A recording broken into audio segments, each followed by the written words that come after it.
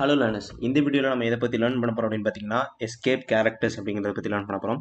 So இதுக்கு முந்தின டாப்பிக்கில் பார்த்தீங்க அப்படின்னா ஸ்ட்ரிங் மாடிஃபிகேஷன், ஸ்ட்ரிங் ஃபார்மேட்டிங் எல்லாமே பார்த்துருந்தோம். அதுக்கப்புறம் பார்த்தீங்க அப்படின்னா ஸ்ட்ரிங் கான்கட்டனேஷன் அப்படின்னா என்ன, எப்படி பண்ணலாம் அப்படிங்கிற விஷயத்தை பார்த்துருந்தோம். ஸோ நீங்கள் இன்னும் அந்த வீடியோஸ் எல்லாமே பார்க்கல அப்படின்னா டிஸ்கிரிப்ஷன் லிங்க் இருக்குது, மறக்காமல் செக் பண்ணி பாருங்கள். ஸோ இப்போ நம்ம வந்து எந்த டாப்பிக்கில் போகிறோம் அப்படின்னு பார்த்தீங்கன்னா எஸ்கேப் கேரக்டர்ஸ் அப்படின்ற டாப்பிக்குள்ளே போகிறோம். ஸோ லாஸ்ட் வீடியோவில் நான் பேசும்போது சொல்லியிருந்தேன் டபுள் கோட்ஸ் அதெல்லாமே ஸ்ட்ரிங் கான்கட்டனேஷன் பண்ணும்போது ஒரு ஸ்ட்ரிங்குள்ளே வந்துருந்துச்சு அப்படின்னா அதை எப்படி நம்ம கொண்டு வர முடியும் அப்படின்னு சொல்லி பார்க்கலாம் அப்படின்னு சொல்லியிருந்தேன். ஏன்னா ஆல்ரெடி ஒரு கோட்ஸ் இருக்குது அப்படின்னா, ஒரு கோடு ஓப்பன் ஆகுது அப்படின்னா அதுக்கப்புறம் நெக்ஸ்ட் அந்த கோட் வந்து எங்கே அப்பியர் ஆகுதோ அந்த இடத்துக்குள்ளே வந்து அந்த ஸ்ட்ரிங்க்கு வந்து கம்ப்ளீட் ஆயிடுச்சுன்னு அர்த்தம். ஸோ ஃபார் எக்ஸாம்பிள் இப்போ பார்த்தீங்க அப்படின்னா இங்கே ஒரு டெக்ஸ்ட் வைக்கிறேன். ஸோ மை ஒரு கோட்ஸ்குள்ளே ஓப்பன் பண்ணுறேன்னு வச்சுக்கோங்களேன். டபுள் கோட்ஸில் ஓப்பன் பண்ணாலும் ஸ்ட்ரிங் தான், சிங்கிள் கோட்ஸில் ஓப்பன் பண்ணாலும் ஸ்ட்ரிங் எப்போவுமே ஸ்ட்ரிங் தான். ஓகேங்களா? ஸோ மை நேம் இஸ் அப்படின்னு போட்டு அந்த நேம் வந்து நான் டபுள் கோட்ஸ்குள்ளே கொடுக்கணும்னு நினைக்கிறேன். ஓகேங்களா? My name is deep to neuron. ஓகேங்களா? டீப் டு நியூரான் கொடுக்குறேன். So deep to neuron, my age is 2 அப்படின்னு வச்சுக்கோங்களேன். என்னோட ஏஜ் வந்து 2, என்னோட பேர் வந்து deep to neuron. So for example இப்போ பார்த்தீங்கன்னா ஒரு டெக்ஸ்ட் இன்டைரக்ட் ஸ்பீச் எல்லாம் பார்த்தீங்க அப்படின்னா ஒரு டபுள் கோட்ஸ்குள்ளே தான் மென்ஷன் பண்ணோம். ஓகேங்களா? ஸோ இப்போ பார்த்தீங்க அப்படின்னா எனக்கு மை நேம் இஸ் அப்படின்னு போட்டு டபுள் கோட்ஸ்குள்ளே தான் டீப் டு நியூரான் வரணும். அப்புறம் மை ஏஜஸ் அப்படின்னு சொல்லிட்டு அதுக்கப்புறம் 2 வரணும். ஓகேங்களா? இப்போ இங்கே என்ன நடக்குது அப்படின்னு பார்த்தீங்கன்னா நான் சொல்லியிருந்தேன் ஒரு கோட்ஸ் வந்து ஓப்பன் பண்ணுறாங்கன்னோ அதுக்கு அடுத்தது இன்னொரு கோட் வந்து எங்கே அப்பியர் ஆகுதோ அந்த இடத்துல ஸ்ட்ரிங் முடிஞ்சிடும். ஓகேங்களா? ஸோ இங்கே கோட்ஸ் வந்து ஸ்டார்ட் ஆகுது. அடுத்தது பார்த்தீங்கன்னா இந்த இடத்துல வந்து கோட்ஸ் வந்து இன்னொரு இடத்துல அப்பியர் ஆகுது. அப்போ இந்த 2 கோட்ஸ்குள்ள வர்ற ஸ்ட்ரிங்கை மட்டும்தான் அது ஸ்ட்ரிங்காக எடுத்துக்கும். அதுக்கப்புறம் இருக்கிறத அப்படியே விட்டுரும். சப்போஸ் இது இங்கே வந்து இந்த கீவேர்டு வந்து ஆல்ரெடி பைத்தானோட ப்ரீபில்ட் மாடியூல்ஸ் எல்லாமே செக் பண்ணி டீப் டு நியூரான்னு வேற எதுவும் ஃபங்க்ஷன் இருக்குதா, இல்லைனா வேற எதுவுமே வேரியபிள் வந்து இவங்க அசைன் பண்ணியிருக்காங்களா, இல்லை வேற எதுவும் ஃபங்க்ஷன் வந்து இவங்க சொல்லியிருக்காங்களா அப்படின்னு செக் பண்ணும். சப்போஸ் இல்லை அப்படிங்கிற பட்சத்தில் அதை ஒயிட் கலரில் விட்டுட்டு எரர் காமிக்கும். ஓகேங்களா? அடுத்தது பார்த்தீங்கன்னா இங்கே டீப் டு நியூரான ஒரு டபுள் கோட்ஸ்குள்ளே கொடுத்துருக்கேன். ஓகேங்களா? ஸோ ஃப்ரண்ட்ல இருக்கிற கோட்ஸ் வந்து இதுக்கு முன்னாடி இருக்கிற கோட்ஸோட அசைன் ஆகி அது ஒரு ஸ்ட்ரிங் ஆயிடுச்சு. அதுக்கப்புறம் டீப் டு நியூரான் முடிஞ்சதுக்கு அப்புறம் இன்னொரு கோட்ஸ் இருக்குல்ல பேக்ல, அந்த கோட்ஸும் அதுக்கப்புறம் மீதி இருக்கிற சென்டென்ஸ்ல இருக்க கோட்ஸோட சேர்ந்து இது ஒரு தனி ஸ்ட்ரிங் ஆயிடுச்சு. அப்போ மை நேம் இஸ் அப்படின்னு ஒரு தனி ஸ்ட்ரிங் ஆயிடுச்சு, மை ஏஜஸ் அப்படின்னு சொல்லிட்டு தனியாக ஒரு ஸ்ட்ரிங் ஆயிடுச்சு. ஓகேங்களா? ஸோ இப்போ எனக்கு என்ன பண்ணணும் அப்படின்னா இந்த டபுள் கோட்ஸுமே எனக்கு அதோட பிரிண்ட் ஆகி தான் வரணும்.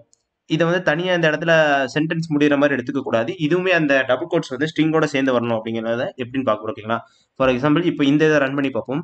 நமக்கு வந்து இதுமே பாருங்க, இங்கே பாருங்க, டெக்ஸ்ட்னு போட்டு my name is deep to neuron, my age is 2 அப்படின்னு சொல்லி கொடுத்துருவோம். ஓகேங்களா? ஸோ இப்போ பார்த்தீங்க அப்படின்னா இந்த இடத்துல காட்டுது இன்வேலிட் சின்டாக்ஸ். இது எதுக்கு சின்டாக்ஸ் அப்படின்னு காட்டுதுன்னா ஒரு ஸ்ட்ரிங் முடிஞ்சப்போ நான் சொல்லியிருந்தேன் பைத்தானோட ப்ரீபில்ட் மாடியூல்ஸ்ல டீப் டு நியூரான் ஏதோ கீவேர்டு இருக்குதா, இல்லைனா ஏதாவது கிளாஸ் டிஃபைன் பண்ணியிருக்காங்களா அப்படின்னு சொல்லி செக் பண்ணும். ஸோ டீப் டு நியூரான் ஒன்றுமே இல்லை அப்படிங்கிற பட்சத்தில் அது என்ன பண்ணும் அப்படின்னா இதை வந்து ஒரு சின்டாக்ஸ் எரர் அப்படி சொல்லி காமிச்சிடும். ஓகேங்களா? ஏன்னா டபுள் கோட்ஸ்க்கு அப்புறம் ஏதோ ஒரு வேர்டு ஆட் பண்ணிருக்கீங்க, அது வந்து நம்ம சின்டாக்ஸ்லேயே கிடையாது அப்படிங்கிற ஒரு இது மாதிரி, அதாவது நம்மளோட ஒரு செட் ஆஃப் ரூல்ஸ்லேயே இது கிடையாது அப்படிங்கிற மாதிரி காமிச்சு எரர் காமிச்சிருக்கீங்களா? ஸோ எனக்கு இப்போ இந்த நேம் பிரிண்ட் ஆகணும், இந்த சென்டென்ஸ் பிரிண்ட் ஆகும்போது எனக்கு இந்த டபுள் கோட்ஸ்குள்ள தான் எனக்கு இது மொத்தமாக அப்படி டீப் டு நியூரான் பிரிண்ட் ஆகணும். அப்படிங்கிற பட்சத்தில் தான் நம்ம வந்து எஸ்கேப் கேரக்டர்ஸ் அப்படின்னு சொல்லி யூஸ் பண்ணுவோம். ஓகேங்களா? ஸோ இதை மாதிரி 1-2 விஷயத்துல இருந்து நம்ம எஸ்கேப் ஆகிறதுக்கு யூஸ் பண்ற கேரக்டர்ஸ் எல்லாமே தான் எஸ்கேப் கேரக்டர்ஸ் அப்படின்னு சொல்லி சொல்லுவோம். ஓகேங்களா? ஸோ ஃபர்ஸ்ட் எனக்கு இந்த கோட்ஸ் வேணும் அப்படிங்கிற பட்சத்தில் நான் என்ன பண்ணேன்னா இதுக்கு முன்னாடி ஒரு பேக் ஸ்லாஷ் ஒன்று போட்டுடலாம். ஓகேங்களா? ஸோ இதுக்கு முன்னாடி ஒரு பேக் ஸ்லாஷ் போட்டேன் அப்படின்னா இதை வந்து தனியாக ஒரு ஸ்ட்ரிங்காகவே கன்சிடர் பண்ணிக்கோ. ஓகேங்களா? அப்போ என்ன பண்ணணும்னா இதை நம்ம இப்போ பார்க்கக்கூடாது, இந்த இடத்துல ஒன்றுமே இல்லை அப்படிங்கிற மாதிரி நினச்சிக்கோங்க.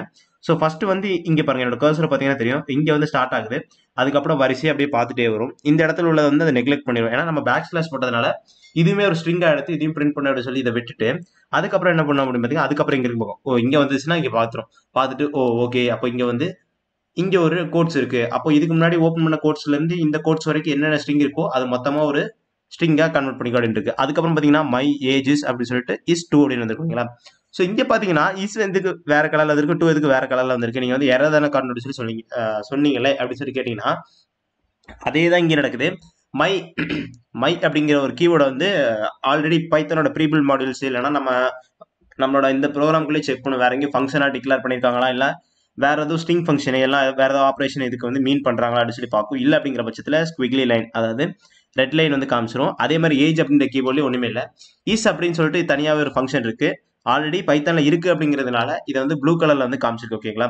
ஸோ 2 அப்படிங்கிறது வந்து ஒரு இன்டீஜர் அதுவாகவே அசைன் பண்ணிக்கிச்சு. ஸோ தட்ஸ் வை அது வந்து கிரீன் கலர்ல ஓகேங்களா. அப்புறம் இங்க ஒரு கோட்ஸ் ஓப்பன் ஆகுது. ஸோ ஆக்சுவலி இங்க பாத்தீங்கன்னா இங்க ஒரு கோட் ஓப்பன் ஆகி இங்க ஒரு கோட் முடியுது. ஸோ இது கூட வரது டெக்ஸ்டா இருக்கும்.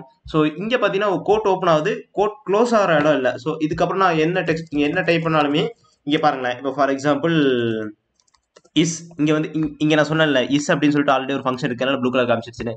ஸோ இந்த கோட் ஓப்பன் அப்புறம் நான் இஸ் கொடுத்தேன் அப்படின்னாக்கா இது ஆக்சுவலா ஒரு ஸ்ட்ரிங்கா மாதிரி ஓகேங்களா. ஸோ இப்போ எனக்கு என்ன பண்ணணும் அப்படிங்கிற பட்சத்துல இந்த டீப் டு நியூரான்ல இருக்கிற இந்த டபுள் கோட்ஸையுமே நான் வந்து கணக்கில் எடுத்துக்க கூடாது. இதையுமே நான் பிரிண்ட் பண்ணணும் அப்படின்னா என்ன பண்ணணும், நான் இங்க என்ன பண்ணணும் அதே விஷயத்தை இங்கே பண்ணி ஒரு பேக் ஸ்லாஷ் போட்டா முடிஞ்சு ஓகேங்களா. இப்போ பாருங்க மொத்தமா ஒரு ஸ்ட்ரிங் ஆயிடுச்சு.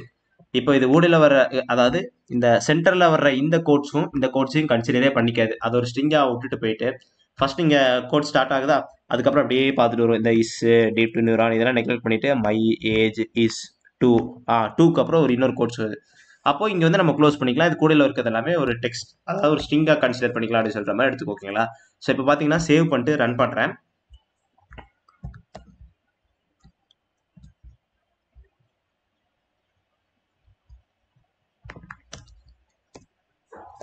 பிரிண்ட் பண்ணி பார்ப்போம். பிரிண்ட் பண்ண மாதிரி ஓகேங்களா. சேவ் பண்ணியாச்சு. இப்போ பாருங்க my name is deep to neuron my age is 2 அப்படின்னு வந்துருக்கு ஓகேங்களா. ஸோ இதுக்கு முன்னாடி நான் பிரிண்ட் போடாமல் இருந்தனால அப்படியே வந்திருக்குமோ அப்படின்னு சொல்லி டவுட் பண்ணிங்களா, இல்லை கிடையாது. நான் இந்த டபுள் கோட்ஸை ரிமூவ் பண்ணி காட்டுறேன். இப்போ பாருங்க இந்த இடத்துல டபுள் கோட் போடுறேன் அதே மாதிரி பழைய மாதிரி பார்த்தீங்கன்னா சேம் எரர் தான் காட்டும். Invalid syntax deep to neuron ஒரு எந்த ஒரு ஃபங்க்ஷனும் இல்லை அப்படிங்கிற மாதிரி காட்டுது. ஸோ இப்போ பார்த்தீங்க அப்படின்னா இந்த இடத்துல பேக் ஸ்லாஷ் போட்டு இது இந்த கோட்ஸ் எஸ்கேப் பண்ண விட்டுறணும். இங்கே போட்டு இந்த கோட்ஸ் வந்து எஸ்கேப் பண்ண விட்டுரும் ஓகேங்களா. இப்போ சேவ் பண்ணிட்டு திரும்ப ரன் பண்ணோம் அப்படின்னா இப்போ இங்கே பாருங்க கீழே இருங்க, நான் இந்த அவுட்புட் வந்து உங்களுக்கு கிளியர் பண்ணிட்டு காட்டுறேன்.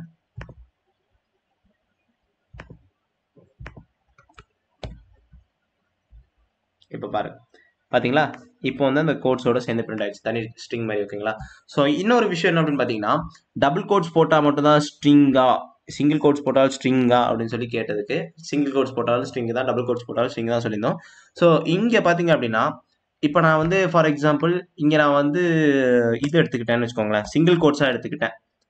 அப்போ வந்து நான் ஆல்ரெடி சொல்லியிருந்தேன் சிங்கிள் கோட்ஸாக எடுத்திருந்தோம் அப்படின்னாலும் ஸ்ட்ரிங்காக எடுத்துக்கும், டபுள் கோட்ஸ் எடுத்தாலும் ஸ்ட்ரிங்காக தான் எடுத்துக்கும் அப்படின்னு சொல்லிட்டு. ஸோ இப்போ உங்கள் எல்லாத்துக்குமே ஒரு டவுட் வரலாம், இப்போ நான் வந்து இதை சிங்கிள் கோட்ஸில் கொடுத்துட்டு உடனே டபுள் கோட்ஸ் கொடுத்தா அப்படின்னா அதுவும் சேர்ந்து பிரிண்ட் ஆயிருமான்னு கேட்டிங்கன்னா எஸ், அதுவுமே சேர்ந்து பிரிண்ட் ஆகும். ஏன்னா இந்த சிங்கிள் கோட்ஸ் ஓப்பன் ஆகுதுன்னா அடுத்து சிங்கிள் கோட் ஓப்பன் ஆகிற வரைக்கும் எல்லாமே டெக்ஸ்ட்டாக தான் பார்க்கும். சப்போஸ் இங்கே வந்து நீங்கள் சிங்கிள் கோட் கொடுக்குறீங்க, இப்போ பாருங்களேன், இப்போ for example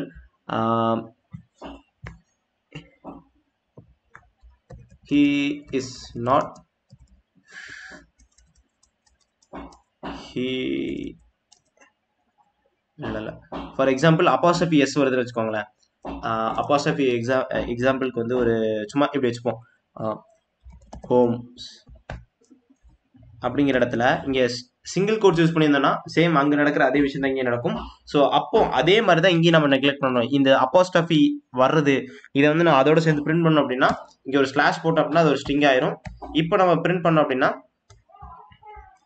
Holmes string S அப்படிங்கிற மாதிரி வந்துச்சு ஓகேங்களா.